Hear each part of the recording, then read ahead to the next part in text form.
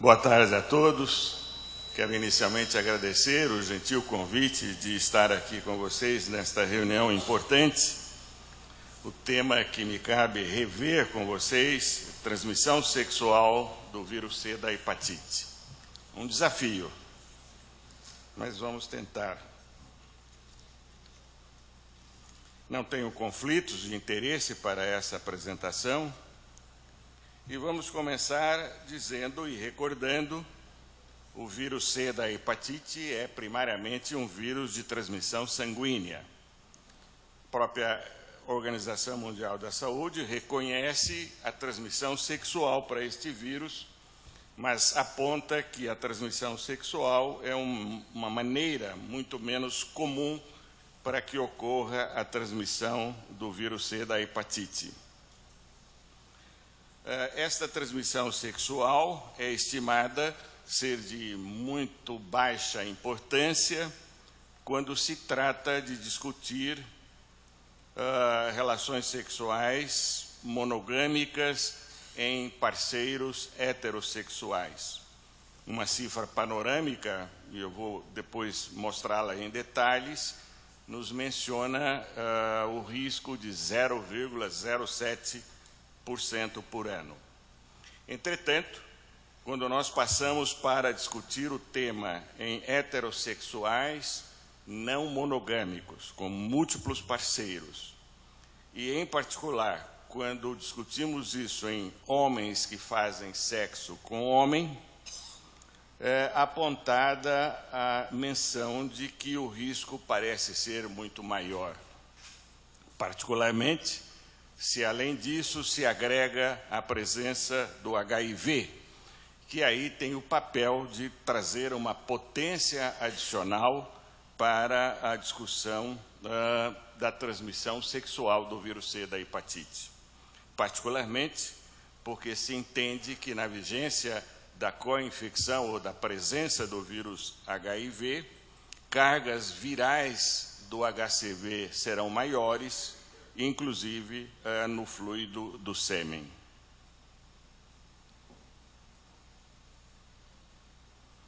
Eu trouxe esta menção inicial para mostrar um panorama de longo prazo.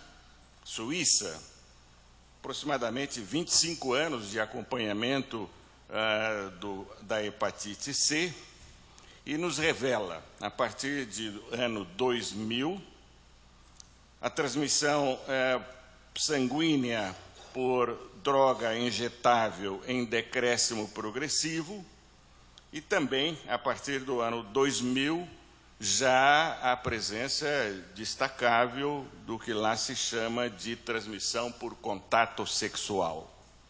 A ponto que, no final dos últimos anos deste perfil epidemiológico, a transmissão por contato sexual já começa a se equiparar à transmissão por droga injetável. Panorama no Brasil é um pouco mais difícil de ser valorizado, mas, enfim, vamos ver as informações disponíveis.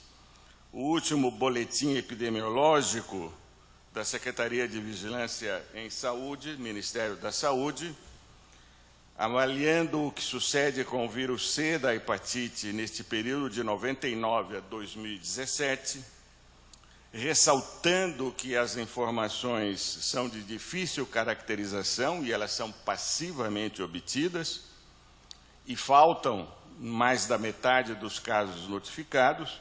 Com todas estas ressalvas, nos informa que nestes quase 15 anos, quase 20 anos, o uso de drogas respondeu por 13%, a transfusão sanguínea por 11,4%, e, como está lá no texto, a relação sexual desprotegida respondeu por 8,9% dos casos. Pondo em destaque que no último ano analisado, 2017, já a via sexual suplanta as outras alternativas, com 9,2%. Essa transmissão sexual tem claramente evidências epidemiológicas de que ela ocorre. E, presumivelmente, Esta é uma citação do ano 2013, como limite para esta citação. Presumivelmente, a transmissão sexual estaria na dependência de exposição da mucosa sexual ou a sangue infectante ou a fluidos derivados do soro que contenham o vírus. Curiosamente, outros vírus de transmissão primariamente sanguínea, como o vírus B da hepatite e o HIV da AIDS, são de transmissão sexual muito mais explícita e reconhecida, sendo o mesmo papel muito menos eficiente para o vírus C da hepatite. Em todo o caso, as taxas de soropositividade para o vírus C, sorologia, estarão refletindo diferenças nos comportamentos sexuais de risco, frequência com que ocorre a exposição sexual e a relação sexual e o tipo da atividade sexual que está sendo desenvolvida. Já nestes documentos de até 2013 se mencionava que não descartar a possibilidade de fontes não sexuais como sendo a possível explicação para a transmissão do vírus C entre casais, inclusive monogâmicos heterossexuais. Eu montei esse esquema, cópia de um já publicado, mas aí montei a minha versão. O fulcro é a aquisição do vírus C da hepatite. A questão é quais são os fluidos corporais que estariam envolvidos nesta transmissão do vírus C. É o sangue ou é o fluido da mucosa contendo o vírus C? Evidentemente, esta presença do vírus C em qualquer um destes meios de transmissão tem a ver diretamente com os comportamentos sexuais das pessoas nas quais estamos envolvendo esta discussão. Vem do sêmen, sangue ou fluido contendo o vírus, vem de fluido retal e até, por que não, do fluido cérvico-vaginal no sexo feminino. Vamos ver isso etapa por etapa, começando com casais heterossexuais monogâmicos. Esta é a situação de mais fácil análise e discussão. Muita publicação original negando a transmissão do vírus C nesta circunstância. Eu escolhi aí 3 delas, todas negando. Não há, é ausente a transmissão do vírus C em monogâmicos heterossexuais. Isto foi abalado na sequência com o reconhecimento de que pode ser rara a transmissão, mas ela existe, mesmo com um risco mínimo. De qualquer maneira, ficou para trás o dogma precoce, inicial, de que o vírus C não tem transmissão sexual, o que já não é mais válida a afirmação para os dias correntes.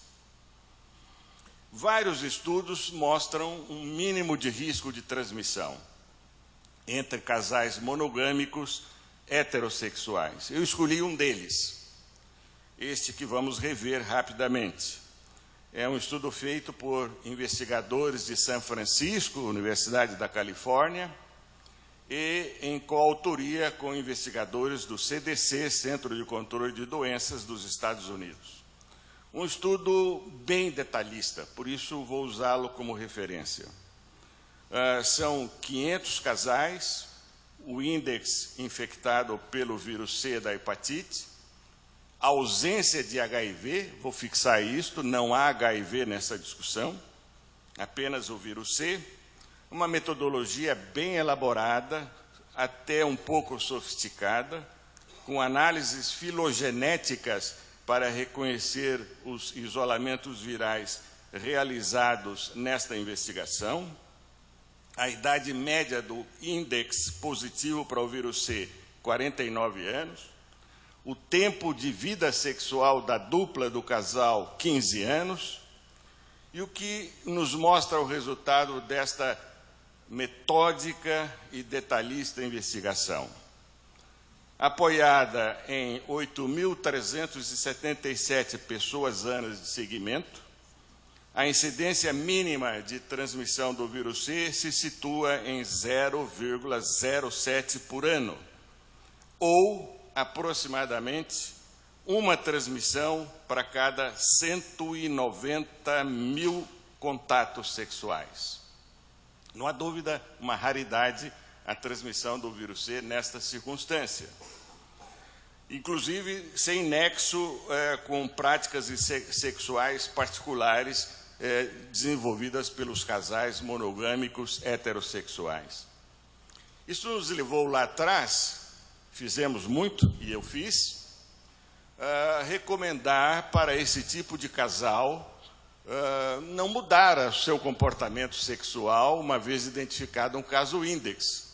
15 anos de relação sexual, o índex existe, a dupla não foi infectada, vou recomendar barreira a partir de 15 anos de vivência sexual, não é? E é isto mesmo que foi adotado em função deste trabalho como recomendação corrente nos Estados Unidos.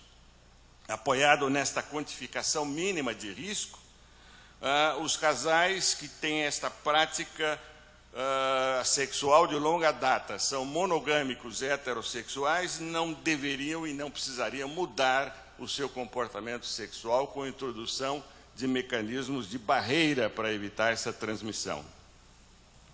Mas a coisa começa a mudar de feição quando nós caminhamos para outras situações. Por exemplo, casal monogâmico heterossexual, onde um índex tem HIV, pré-existente, evidentemente. Ou casais heterossexuais, mas não monogâmicos, com múltiplos parceiros. Essa situação pode se complicar, porque, diferentemente de achar que é baixíssima a chance de transmissão sexual, ela pode estar aumentada. E ela pode estar aumentada porque há mais exposição de risco. E se tiver o HIV presente, ela pode estar aumentada pela mesma razão. O HIV aumenta a carga viral sanguínea do vírus C e também a carga viral no sêmen do vírus C destas pessoas. Quanto aumenta, não há um estudo específico para estas particularidades. De maneira que eu vou adiantar para outra situação. Vamos falar agora de transmissão entre homens que fazem sexo com homem. Perdão, vamos adiantar para a situação em que existem exposições de homem que faz sexo com homem, eventualmente monogâmicos e eventualmente com participação de múltiplos parceiros nesse tipo de relacionamento. Outra vez, a presença do HIV é um fator determinante na discussão de que há risco adicional pelos mesmos mecanismos. Carga viral sanguínea aumentada, presença em maior quantidade de vírus C no sêmen destas pessoas. Há uma revisão sistemática, extensa, publicada ano passado, da qual eu fiz algumas montagens. Isso não está assim no original, são montagens que fiz para dar algumas informações. Estamos falando de homens que fazem sexo com homens. Se eles não são usuários de droga intravenosa, esta revisão sistemática aponta uma prevalência de soropositividade para o vírus C de 3,53. Se eles são usuários de droga intravenosa, a prevalência sobe bastante e vai a 11,06, o que revela que o uso da droga injetável é um sério e importante fator de risco na transmissão do vírus C, e aí, evidentemente, não necessariamente e basicamente não sexual. Mas, nesta mesma revisão sistemática, é colocada a situação de indivíduos que não são HIV positivos ou são. Quando são HIV negativos, a prevalência sistematicamente analisada e revista, 4,79. Quando são HIV, isto sobe para 7,08, mostrando que o HIV aumenta o risco de ser soropositivo para o vírus C, mas não tanto quanto injeção de droga intravenosa. Vamos ver o sêmen analisado em população de homens que fazem sexo com homem. A eliminação do vírus C no sêmen é estimada em 33%. Vamos fixar esse trabalho. Turner e colaboradores, eu vou reforçar isso daqui a pouco. Turner e colaboradores. Nexo evidente com a carga viral sanguínea. Quanto mais alta a carga viral sanguínea, maior o risco de transmissão, de encontro do vírus C no sêmen, e a conclusão é esta: 1/3 dos indivíduos, homens que fazem sexo com homem, que estão co-infectados com o HIV, são indivíduos que são eliminadores pelo sêmen do vírus C. Vamos ver o reto. Fixem também o autor, Foster e colaboradores. Presença do vírus C em 47% dos co-infectados, C e HIV. Associação também direta com a carga viral. Quanto maior a carga viral sanguínea, maior a presença no reto. Alcança aí até 85% se a carga viral sanguínea ultrapassa 5 logs. E aí a decisão de que há uma exposição clara ao vírus C quando se faz a relação sexual anal. Esses autores apontam que é a primeira evidência direta da presença do vírus C no fluido retal e permitiria a exposição com risco de transmissão direta ou indireta deste vírus C. O gráfico mostra, quanto maior a carga viral, maior a chance de identificação do vírus C no fluido retal. Então, concluem esse grupo é de Nova York, todos eles que estou revendo com vocês, dizendo que o vírus C é eliminado no sêmen de metade a 1/3 dos indivíduos co-infectados com HIV e que está presente em metade de fluido retal também nas mesmas circunstâncias. E que, portanto, o vírus C pode ser transmitido pelo sêmen e o vírus C pode ser transmitido pelo fluido retal. Finalmente, um comentáriozinho rápido sobre a introdução do PrEP e o que isso traz, como já foi discutido, de aumento das ISTs, se a utilização do PrEP também intensifica o risco de transmissão do vírus C da hepatite. Esta é uma recentíssima publicação realizada num coorte francês, onde nos mostra que se o indivíduo é co-infectado com HIV, a aquisição do vírus C acontece numa incidência de 1,2 por 100 pessoas ano, global, e de reinfecção 1,0. Se ele não é co-infectado, se ele apenas tem o HIV e vai fazer o PrEP, a mesma análise revela, coincidentemente, as mesmas cifras. Global 1,2, infecção primária 1,0. Destacando, portanto, que o risco é similar, com PrEP ou sem PrEP, as práticas sexuais e os cuidados de barreira são equivalentes e, portanto, o vírus C pode ser sexualmente adquirido nestas circunstâncias. Recentemente foi atualizada a guia que é feita em conjunto pela Infectious Disease Society of America e pela AASLD, os especialistas em fígado e, portanto, envolvidos também no vírus C nos Estados Unidos. A atualização que estão vendo aí é de 2018, maio de 2018, e a discussão é já uma orientação básica para homens que fazem sexo com homens, infectados ou não pelo HIV, revelando que o apoio para as orientações atuais, fundamentalmente, tem Foster e Turner, como mencionei lá atrás. Ou seja, as duas publicações que mostram transmissão pelo sêmen, transmissão pelo fluido retal. Aconselho todos que estiverem interessados a ver por completo esta publicação. Muito obrigado pela atenção.